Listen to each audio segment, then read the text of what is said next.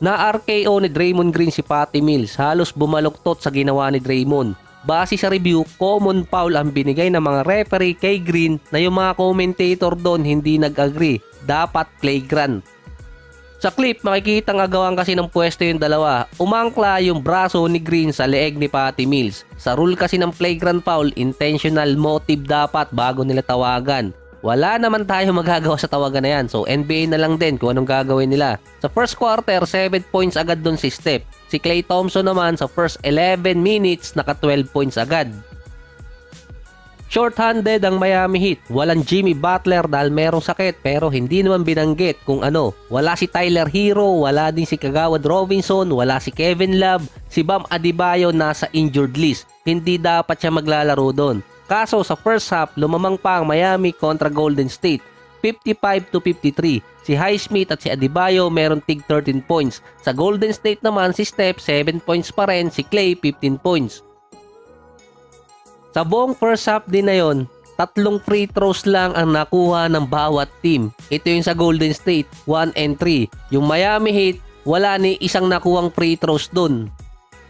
Sa third quarter naman, dito bumulusok yung Golden State, 24-15 run. Naka 20 points na noon si Klay Thompson. Nakakuha naman ng free throws na yung Miami mula kay Jaques, 3 out of 4. Manageable lead pa yon para dito sa Miami Heat. Pumapasok na rin yung mga 3-point shot ng Warriors noon at mas maganda yung field goal percentage. 10 points ang lamang ng Golden State kontra sa Miami nung third, 85-75. 23 points na si Klay, 12 points para kay Steph. Sa fourth quarter, wala nang answer ang Miami sa Golden State. 28 points para kay Klay na may 6 3-point shot. Naging 2.5 game advance naman sila kontra number 10. Yung sunod nila mga kalaban, Orlando Magic. Back-to-back game yun para sa Golden State. Takbakan naman ang Bucks at Lakers. Lumamang pa ang Milwaukee ng nasa 19 points sa game. Naka 16 points nga lang ang Lakers tong first quarter. Pero nung last quarter naman, ang Bucks naka 13 points lang. Umabot ng 2 overtime yung game. Sinalanta ulit ni D'Angelo yung Milwaukee Bucks. After ng unang overtime, meron na siyang 27 points, 7 rebounds, 11 assists at 5 3-point shot. Si Anthony Davis naman, monster game na, 32 points, 21 rebounds. Parang mas maganda yung laro ng Lakers kapag wala dun sa loob si LeBron. Mas umiikot kasi yung bola.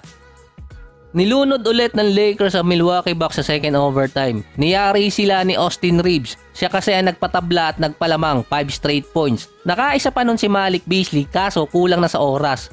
Full force pa nun ng Bucks. Nandun na si Middleton, Giannis, tapos si Thanasis. Kaya namang manalo ng LA kahit walang LeBron at kahit ang kalaban nila isa sa top team dito sa East. Ang stats na mapapansin ulit doon, sigurado ng mga fans, yung free throws. Lamang kasi na malaki yung LA, 30-32 kontra sa 11 out of 17. Pero yung Milwaukee Bucks, lamang ng malaki naman sa fast break points, 27-8.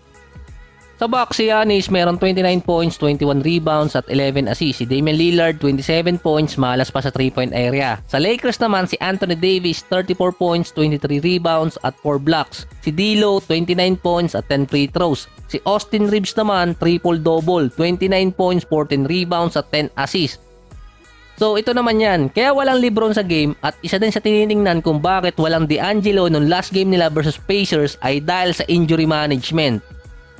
Dahil sa panalo na yun ng Lakers, naging okay yung strategy nila kontra sa Milwaukee Bucks. So matagal na kasing may injury talaga si LeBron. Kaya di umano hindi siya naglaro dahil sa injury management. Dahil sa loob ng 9 days, meron silang 6 games at back-to-back pa yung laro nila sa Bucks at dito sa Memphis na susunod na kalaban ng Lakers.